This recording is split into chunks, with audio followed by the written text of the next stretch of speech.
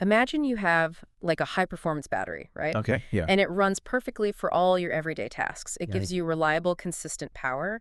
But the second you plug it into a high-demand device, the entire system just instantly short circuits. Oh, wow. Like it just completely collapses? Exactly. It just collapses. Now, if you're dealing with electronics, well, that's obviously a hardware issue. Right. But if we're talking about a Labrador Retriever with a specific genetic glitch, that short circuit isn't electrical. It's totally biological, and it can happen right in the middle of a totally harmless game of fetch. Which is, I mean, it's a terrifying scenario for any dog owner. Mm-hmm. Mostly because it happens without any obvious external warning. Yeah, totally out of the blue. Exactly. One minute the dog is just sprinting after a tennis ball, Yeah. and the next, their hind legs literally simply stop communicating with their brain. Which brings us precisely to what we are looking at today. Welcome to another deep dive where we're unpacking an incredibly comprehensive breakdown from a show called the Dog Health Academy. It's a great source. It really is. They recently released this massive profile on common health problems, specifically targeting Labrador Retrievers. But for you listening today, our mission isn't just to, catalog a bunch of dog diseases. No, not at all. Right. This source material actually serves as a full-on masterclass in how to think critically about genetic predispositions versus, guaranteed outcomes. Yeah, which totally changes how you interpret health data in general, whether you're looking at a puppy's pedigree or even your own family's medical history. Okay, let's unpack this because people tend to read breed health problems like a grim fortune teller's prophecy. Oh, 100%. Yeah. They see Labradors are prone to arthritis and instantly translate that to... My dog is definitely going to be crippled by arthritis. Exactly. Yeah. But the source material is very deliberate about establishing a better framework right out of the gate. They use a phrase I think perfectly anchors this entire discussion. Yeah. They say genetics simply load the dice. I love that. It's like a weather forecast, Right. right? It tells you there's an 80% chance of rain, so you bring an umbrella. It doesn't mean you're definitely going to get struck by lightning the second you step off the porch. Exactly. Predisposition just means an increased statistical likelihood. It's a vulnerability written into their DNA, not an absolute certainty. Because environment plays a huge role. Oh, a massive role. Things like weight management, exercise routines, preventive care. These factors constantly interact with those genetics. They often decide whether a genetic risk actually becomes a physical reality. Which naturally leads us to the most controllable lifestyle factor and, ironically, the one thing labs are genetically wired to completely struggle with, eating. Yeah, the legendary Labrador appetite. Yeah. It's really not just a behavioral quirk. No, it's deeply rooted in their biology. The source details how labs have this documented genetic tendency for increased food motivation. Right. And it isn't just that they really like the taste of kibble.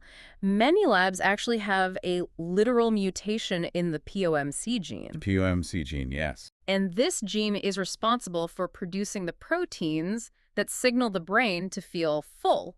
So when it's mutated, that I'm full signal is either severely delayed or just totally broken. Which makes obesity prevention a lifelong requirement, not just a phase. It's like a car with a broken gas gauge, right? Hmm. You can fill the tank to the very brim, but the dashboard still flashes empty. So the car just keeps demanding more fuel. That is the perfect analogy.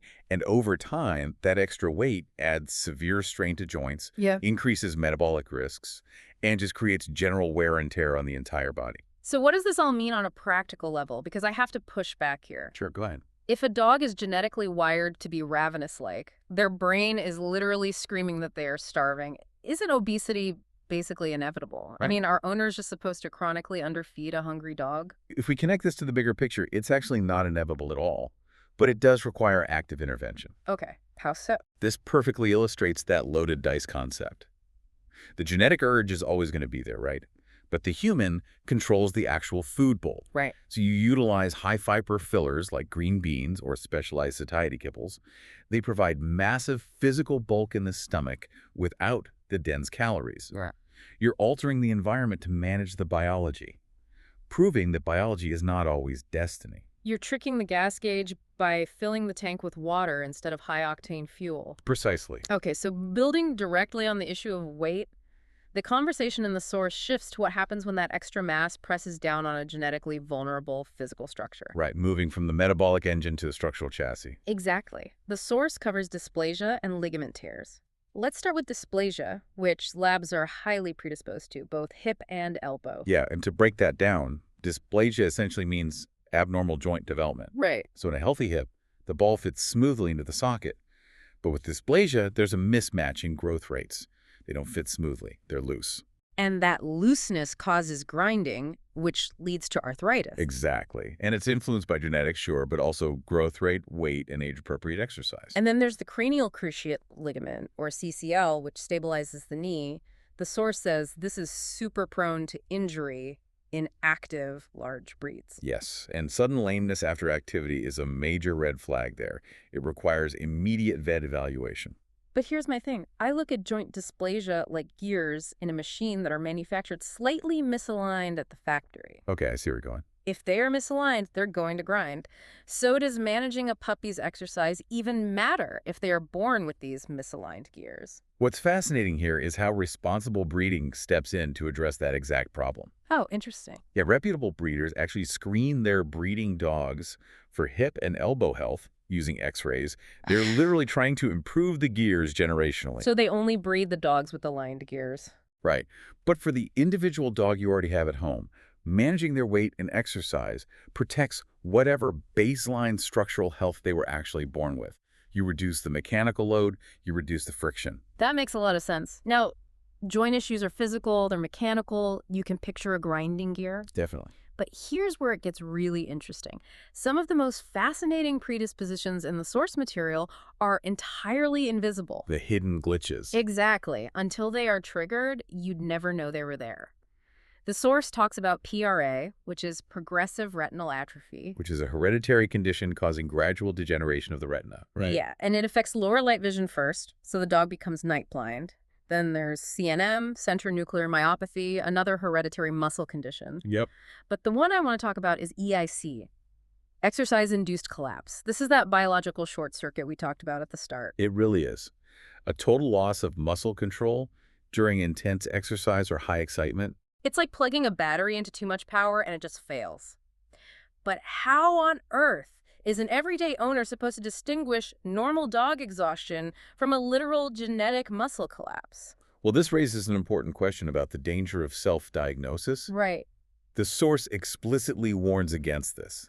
Owners should absolutely never assess this independently. Because it looks too similar. Exactly. Sudden lameness or collapse requires a vet, period.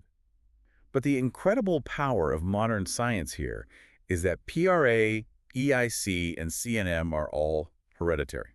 Meaning they're passed down in the DNA. Yes. So breeders can use genetic testing, like a simple cheek swab, to identify carriers and completely prevent passing these conditions on to future litters. Wow. So you can literally just map it out and avoid it. Exactly. You engineer the invisible disease entirely out of the equation. That is wild. Okay, so moving away from these intense genetic anomalies, the source also grounds us in the everyday practical realities of the Labrador's physical design. Yeah, the everyday anatomy and the natural aging process. Right. For instance, labs love swimming.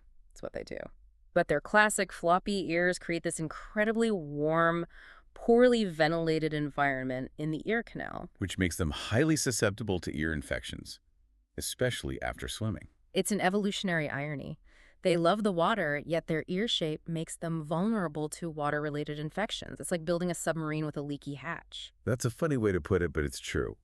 And the source emphasizes that owners need to actively check for unusual odors or redness. Just to keep an eye on things. Right. Alongside that, as large breeds age, joint degeneration and arthritis are just natural. You'll see it as like hesitation on stairs or stiffness after resting. So what's the game plan for the leaky hatch issues? It all pivots to the importance of early detection. General warning signs, like ongoing head shaking, bumping into objects, behavioral shifts. That's a dog's way of signaling something is wrong. So the goal isn't to diagnose the leaky hatch at home. No, definitely not. The goal is simply to know your dog's normal baseline so well that you know exactly when to call in the professionals. Okay, so we know the risks now. From the genetic gears to the floppy ears, let's move to how a modern owner practically manages this wealth of information. Without becoming completely overwhelmed by anxiety, right? Exactly. The source outlines a proactive playbook. The strongest tools are choosing breeders who screen for these conditions and maintaining lifelong preventive vet care. And staying organized. They highlight the sponsor app, VitalPet. Right, VitalPet. It helps owners track vet visits, health screenings, medications, basically the dog's whole lifelong medical history in one place. Though they're careful to note it never replaces an actual licensed vet. Sure. I mean, using an app like that sounds like keeping a Carfax or a meticulous service log for a vehicle, but I have to push back again. Okay, what's the concern? Does tracking every single medical detail and genetic marker make owners overly anxious? Like, does it turn pet ownership into this sterile clinical exercise? I get why you'd ask that. But the core message of the source synthesizes this beautifully. Knowledge isn't meant to create worry. Okay. It's meant to create confidence. Tracking this data empowers the owner to partner effectively with their veterinarian. Because you're not just guessing anymore. Exactly. Early detection makes almost every condition we've discussed today significantly more manageable. You catch the weight gain early, you catch the ear infection early. The data is a tool, not a burden. That's a great way to look at it. Well, as we wrap this up, let's remind you, the listener, of the ultimate takeaway here. Yes, absolutely. A predisposition is simply an increased risk, not a certainty.